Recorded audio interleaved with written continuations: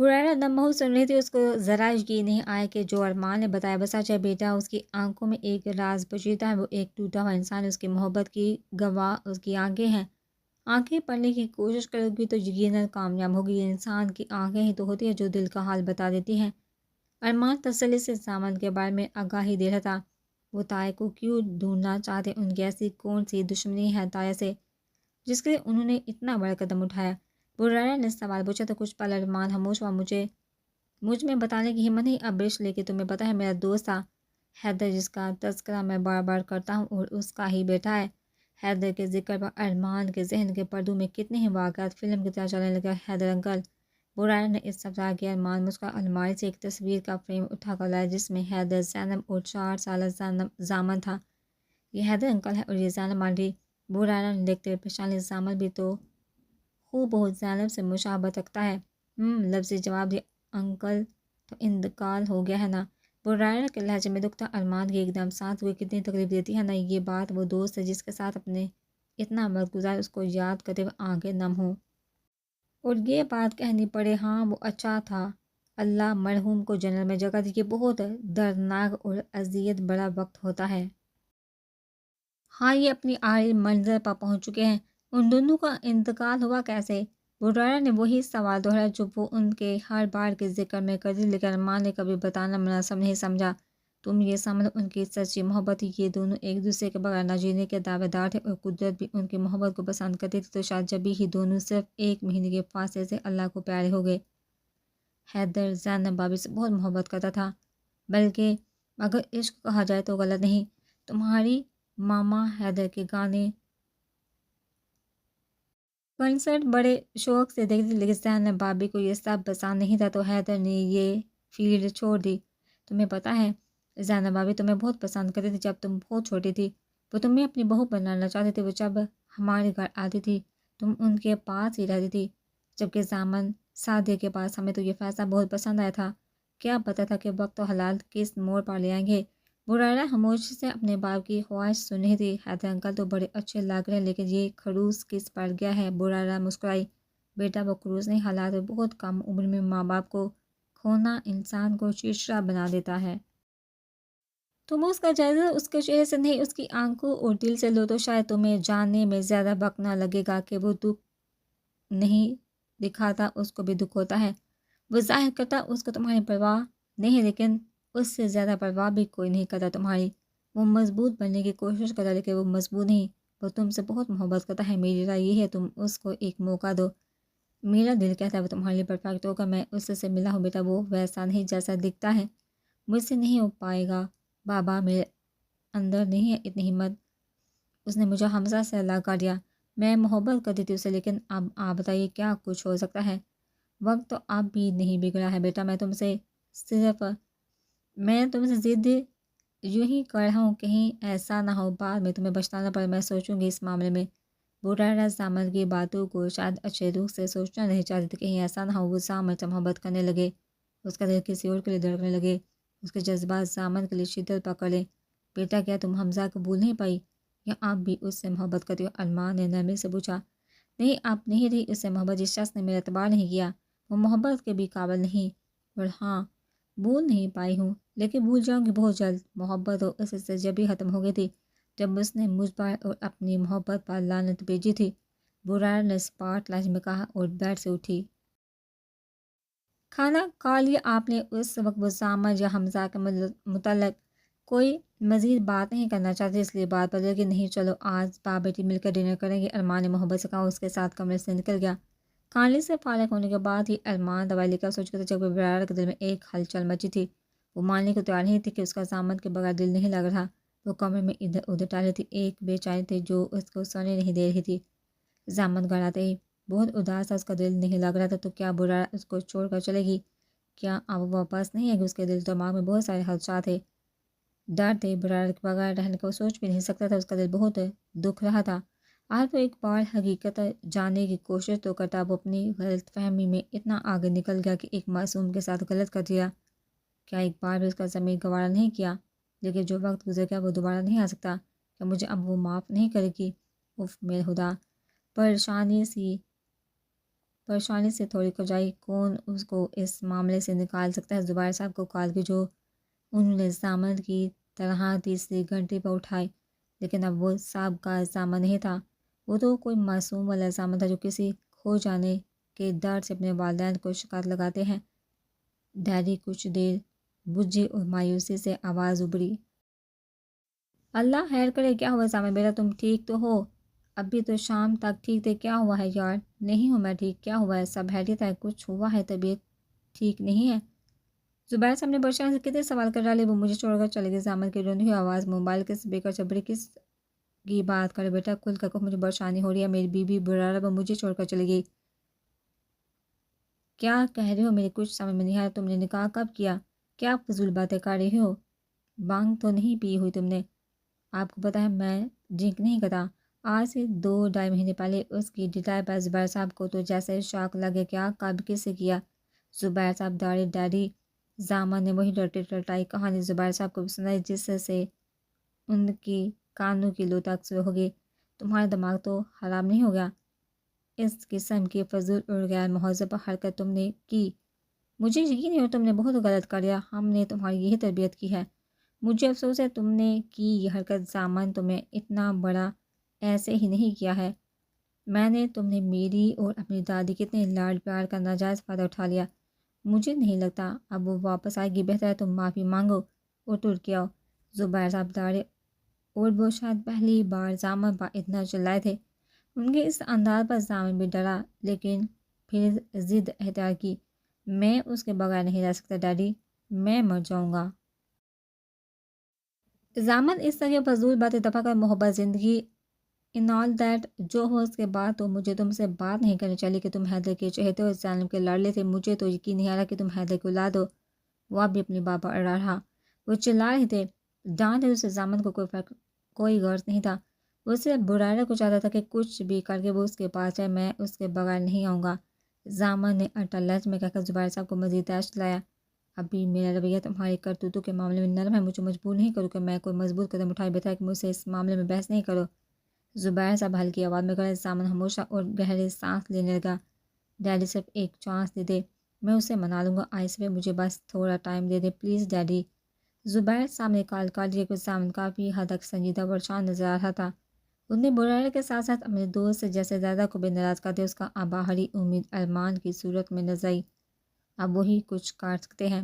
اس نے ارمان کو کال کرنے کا سوچا، محبت کے دعوے تو بہت کر رہے تھے، تمہارے بغیر مر جاؤں گا، اور ایک کال تک نہیں کہ صرف لفظوں کے جال پھینک رہے تھے تاکہ میں مان جاؤں۔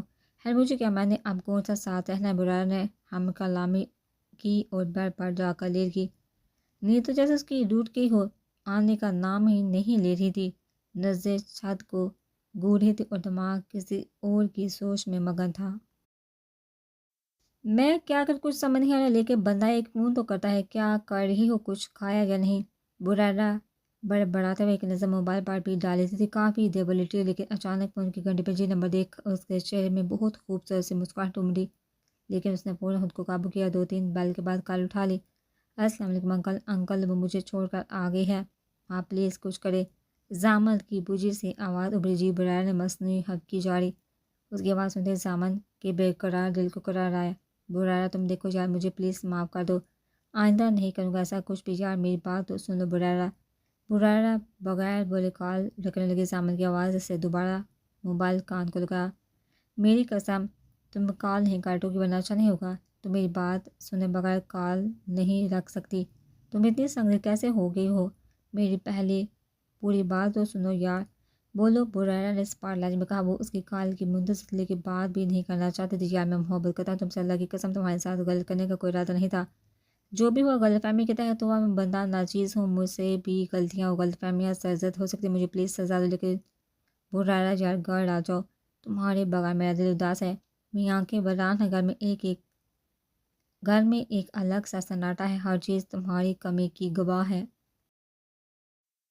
یہ گھر مجھے کاٹ کھانے کا دور ہے، مجھے تمہاری عادت ہو گئی ہے، میں تم سے عشق میں مبتلا ہوں، جانتا ہوں تمہارے ساتھ میری کوئی اچھی یادیں نہیں، تمہارا ماضی میری ہی دیکھی اذیتوں اور تکلیفوں کا سبب ہے، لیکن پلیز تم مجھے موقع تو دو، موقع تو دے کر دیکھو، تمہاری ہر اذیت اور دکھ تکلیف کا مطابق کر دوں گا، پلیز۔ سامان بولتا جا رہا تھا، برائرہ محب ہو کر سنہری، لیکن کچھ زخم دل پر لگتے ہیں جن کا داغ تو نہیں ہوتا، لیکن وہ زخم روح تک کو زخمی کاٹ دیتے۔ اس کے دل میں کہیں نہ کہیں زامن کی محبت ہے، لیکن اس کے دیے گئے زخم اس کی محبت پر غالب آ جاتے تھے۔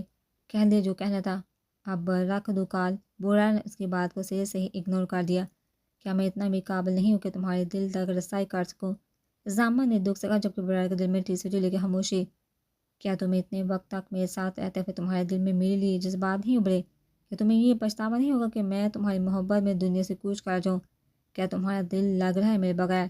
کیا تمہارا دل تم میں میری محبت کے لیے نہیں اکسا رہا؟ زامن نے اس سے وہ سوال پوچھے جس کا جواب تو وہ بھی نہیں جانتی تھی۔ آپ قابل ہے کہ آپ سے محبت کی جائے؟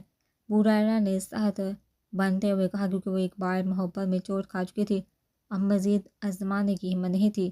نہیں ہوں میں قابل، لیکن تم تو میرے دل کی دنیا کو سمجھو، جس نے میرے دماغ میں تہلکہ مچایا ہوا ہے کہ تمہارے بغیر رہنے کے لیے تیار نہیں ہے۔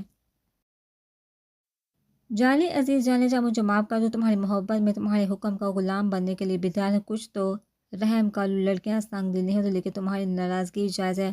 اپنے دل کو میرے معاملے میں نرم کر کے دیکھو ایک بار سوچو، کیا تم میرے بغیر رہ سکتے ہو؟ میں حمزہ سے زیادہ تم سے محبت کرتا ہوں، تمہاری محبت کی لاج رکھوں گا، اس کے زمان میں کبھی رسوا نہیں ہونے دوں گا۔ پلیز جان مان جاؤ، جائے کی ناراضگی گڑھ آ کر دکھاؤ، میں منا لوں گا۔ زامن اپنے ہی دل میں کہہ رہا تھا کہ برا ہچکیوں سے روٹھی تھی، اسے کچھ بولا نہیں گیا۔ اللہ حافظ، الوداع کلمات کہہ کر کال کاٹ دی۔ زامن نے مایوسی سے موبائل کو دیکھا، یہ تو میری بات سننے کے لیے بھی تیار نہیں، تو میں اس کے بغیر رہ لوں گا؟ میں نے واقعی بہت اذیت پہنچائی، وہ کتنا رو رہی تھی، اس نے ہمیشہ چپ چپ میرے دیے دکھ برداشت کیے۔ میں انسان نہیں ہوں، میں جانور ہوں، جانور۔ برا مجھے نہیں ملی، میں مر جاؤں گا۔ اس نے میرے دل میں پوتا ارادہ کیا اور صوفے پر آنکھیں موندے لیٹ گیا۔ ہیلو بیٹا۔ جی انکل، کیا وہ مان گئے؟ زامن نے خوشی سے وہی بات پوچھی جس کے لیے وہ پچھلے دنوں سے کال کر کے پوچھتا تھا۔ نہیں تو پھر اب کیا ہوگا؟ زامن کے لہجے میں مایوسی تھی۔ برائر کو آئے 3 دن ہو چکے تھے، لیکن ایک وہ تھی جو اس کی بات سننے تک کی روادار نہیں تھی۔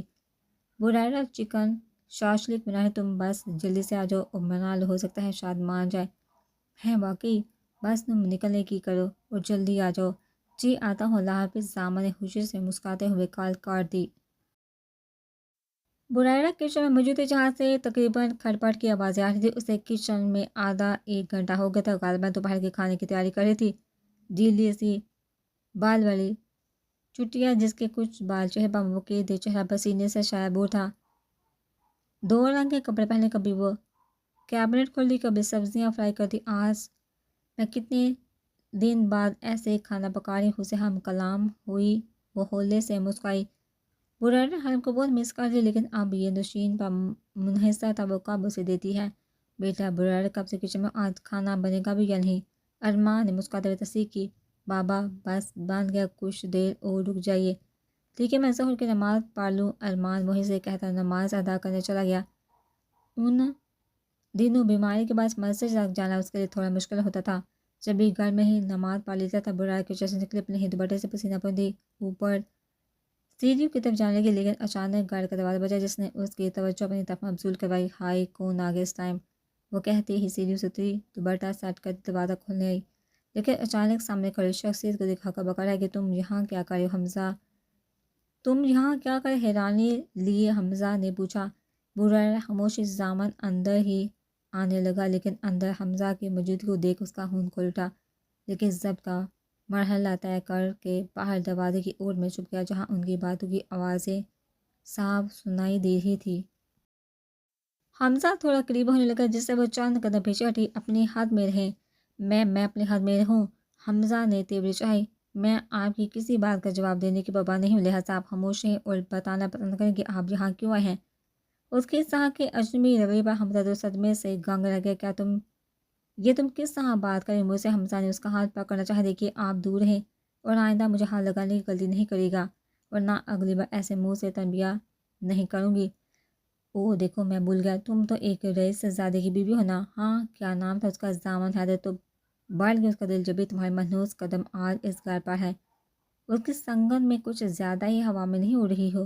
حمزہ نے اس کے سابقہ رویے پر چوٹ کی۔ برائر نے کچھ دیر خاموشی کے بعد اپنی زبان کھولی۔ پہلی بات، آپ کو کوئی حق نہیں پہنچتا کہ آپ ہماری ذاتی زندگی میں عمل دخل کریں۔ زامن میرا شوہر اور میں اس کی من چاہی بیوی۔ اور آپ ہوتے کون ہیں میرے اور میرے شوہر کے بیچ میں آنے والے، اور میرے ہی گھر میں ہماری ہی تذلیل کرنے والے؟ بہتر یہ ہوگا آپ یہاں سے چلتے بنیے۔ بریرہ نے سادی سے کہا کر باہر جانے کا راستہ دکھا۔ زامن اس کے اس طرح بات کرنے پر مسکرایا۔ تم کتنی بدل گئی ہو، کیا تم مجھ سے محبت نہیں کرتی؟ حمزہ نے منافقت سے کہہ کر اسے اپنے شکنجے میں جگڑنا چاہا۔ محبت وہ بھی تم جیسے مرد سے جو کسی کے حالات بھی میرے ذات سے متعلق بات پر یقین کر لیتا، یہ محبت نہیں ہوتی مسٹر حمزہ۔ اور محبت کوئی ایسا نچلا درجہ تو نہیں کہ جب تک محبوب ساتھ ہو تب تک آپ اچھے اخلاق کا مظاہر، اور جب وہ آپ سے دور چلا جائے تو آپ اس سے مس بہیو کرے، اس پر لعنت بھیجیں، اسے رسوا کر اسے بددعائیں دیتے پھرے۔ اور مجھے ملال ہے میں نے اپنی زندگی کا ایک قیمتی سال تم جیسے مرد کی محبت میں برباد کیا۔ تم تو مجھ سے محبت کے دعویدار تھے نا، تو آنکھیں پڑھنا کیا تم نے نہیں سیکھا؟ محبت کرنے والے تو دھوکہ کھا کر بھی نہیں مانتے، تو تم نے صرف زبان سینے کے لفظ پہ آنکھیں باندھ کر لی۔ اور اس دن فوڈ کارٹ میں بھی میں نے تمہیں پیر مارا تھا، لیکن شاید تم خود مجھ سے پیچھا چھڑوانے کے چکر میں تھے، اور تم محبت نہیں کرتے تھے، تم صرف خانہ پوری کرتے تھے۔ زامن کو حمزہ پر شدید قسم کا غصہ ہے۔ اس کا دل گیا اندر جا کر اس کا دماغ ٹھکانے لگائے۔ جو اس کی غیر موجودگی کا فائدہ اٹھاتے وہ اسے زامن کے خلاف ورگلا رہا تھا۔ اس کی باتوں سے حمزہ کو شرمندگی نے آن گھیرا۔ وہ تو کبھی یہ تصور بھی نہیں کر سکتا تھا کہ برا جیسی لڑکی اس قسم کی باتیں بھی کر سکتی ہے۔ میں تم سے معافی مانگتا ہوں، جو زامن سے خلا لے لو، پھر ہم شادی کریں گے، میں تمہیں اس گرے ہوئے انسان سے بہت دور لے جاؤں گا۔ حمزہ کی اتنی مطمئن انداز پر بریرہ کو تب چڑھی۔ حمزہ نے آگے بڑھ کر اس کا ہاتھ پکڑا۔ بریرہ کی مزاحمت کے بعد بھی اس نے نہیں چھوڑا۔ ہاتھ چھوڑو میرا، تم فیصلہ بتاؤ پہلے اپنا۔ میرے کہہ رہی ہوں چھوڑو میرا ہاتھ، بریرہ گڑائی۔ نہیں چھوڑوں گا، حمزہ کے کہنے کی دیر تھی۔ بریرہ نے ایک تھپڑ اس کے گال پر سیدھ کیا۔ میں پہلے بھی کہہ چکی ہوں، میں کسی اور کی امانت، اور تم جیسے چھوٹی سوچ کے مرد سے بھی یہی سوچتا کہ عورت تمہارے پیر کی جوتی ہے، جو تم جیسا کہو گے ویسا ہی کرے گی۔ میں آخری بار کر رہی ہوں مسٹر حمزہ، میرے گھر سے نکل جائیے، اس سے پہلے میں زامن کو کال کروں، پھر وہ جو تمہارا حشر کرے گا نا، صحیح بتا رہی ہوں، ترس بھی نہیں کھاؤں گی۔ اور کیا کہا تم نے؟ میں اس کا ہلا لے لوں، وہ بھی تم جیسے مرد کے لیے؟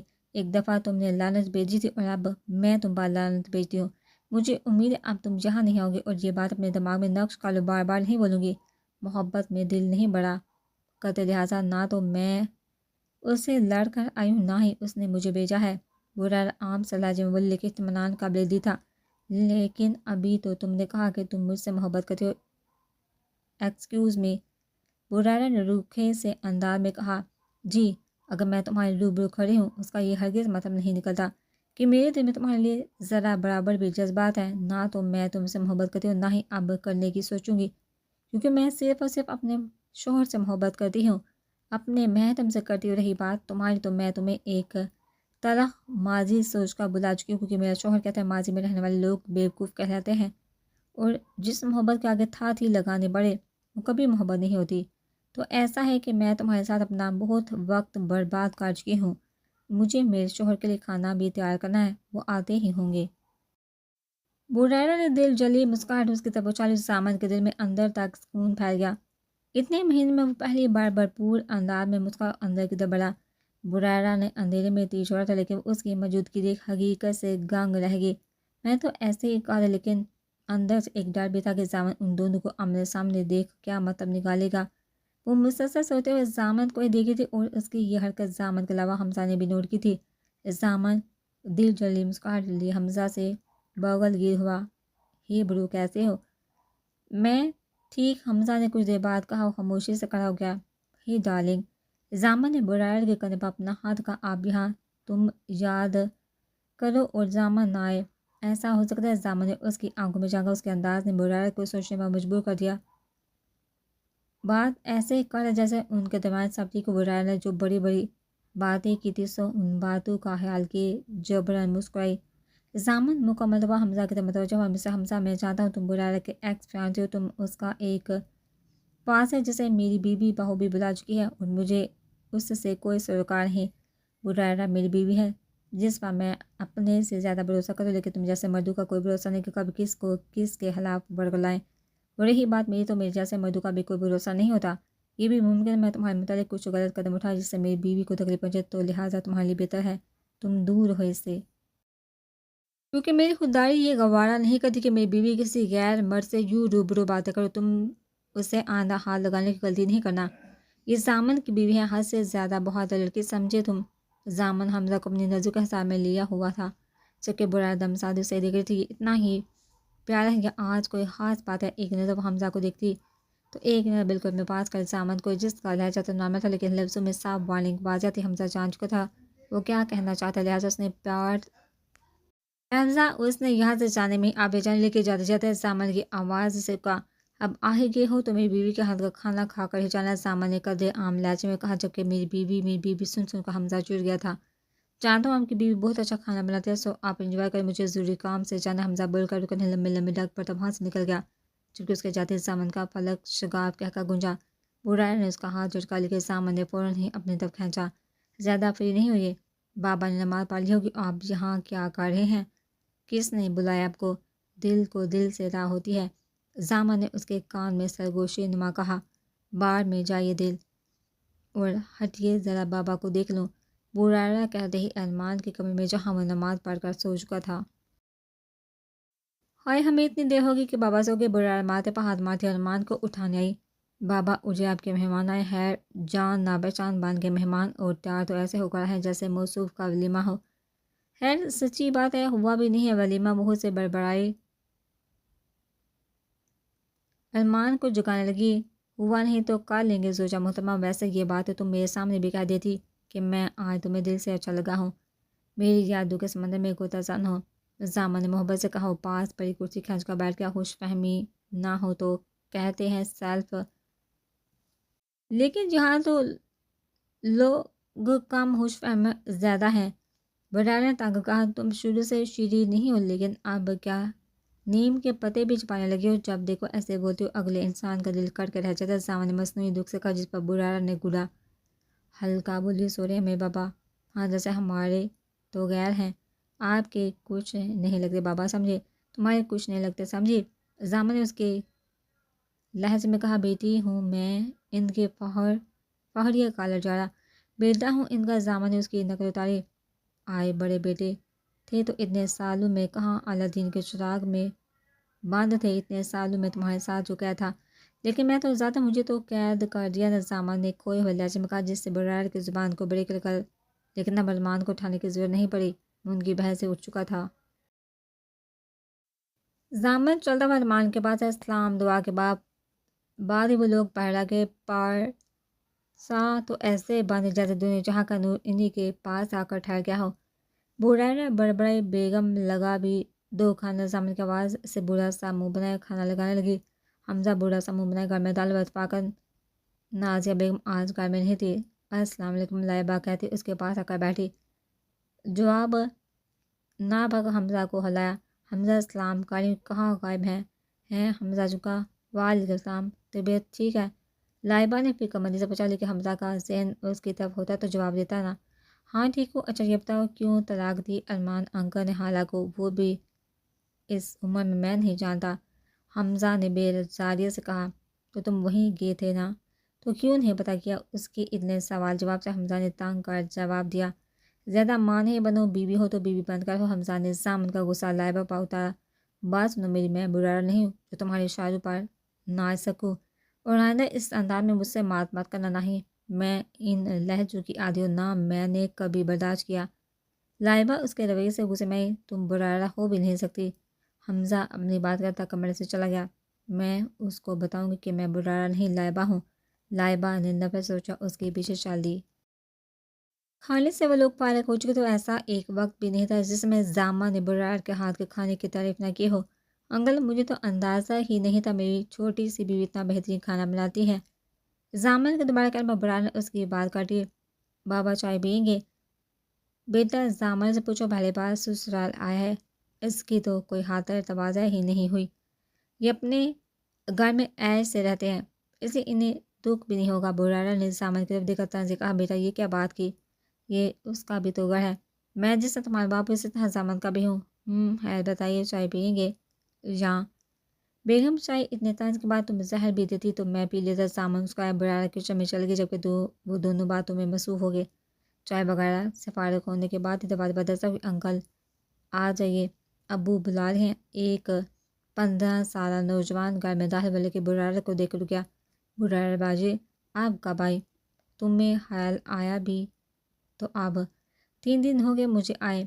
باجی میں تو مصروف تھا دادا کی میت میں، ورنہ آپ سے ملنے ضرور تھا، کیسے ہوا؟ برائرہ اداسی سے بولی باجی بیمار تھے، چلو چھوٹو آنا پھر فرصت سے برائرہ نے مسکراتے ہوئے کہا۔ مجھ سے تو کبھی اس طرح مسکرا کے بات نہیں کہ مجھ سے اچھا تو یہ چھوٹو ہے سامان کہتا اپنی سوچ میں خود ہی مسکرایا۔ باجی ہینڈسم کون ہے؟ میں تمہاری معصوم باجی کا باجا ہوں، جواب زامن دیا، جس پر وہ چھوٹو کھل کر مسکرایا۔ باجا بھائی آپ تو بڑے اچھے اخلاق والے معلوم ہوتے۔ ہاں بیٹا تم بھی بہت کیوٹ ہو۔ اچھا بھائی میں چلتا ہوں، چھوٹو کہہ کر نکل گیا۔ اچھا زامن میں بھی ذرا چلو، آپ کہاں جا رہے ہیں؟ بیٹا ملائکہ خان بھیج رہی ہے، جانا تو پڑے گا، کہیں اس کے ریڈر بولے ارمان کباب میں ہڈی بن گئی، اس لیے میں چلتا ہوں، تم جانا نہیں، میں کچھ گھنٹوں میں آتا ہوں۔ ارمان کی بات سمجھ کر برائرہ نے کہا لگایا سامن کو یہ لگا شاید ناولس پڑھ کے ان کے بھی کچھ اور ہی خیالات ہیں، لہٰذا چپ رہنے میں ہی عافیت جانی۔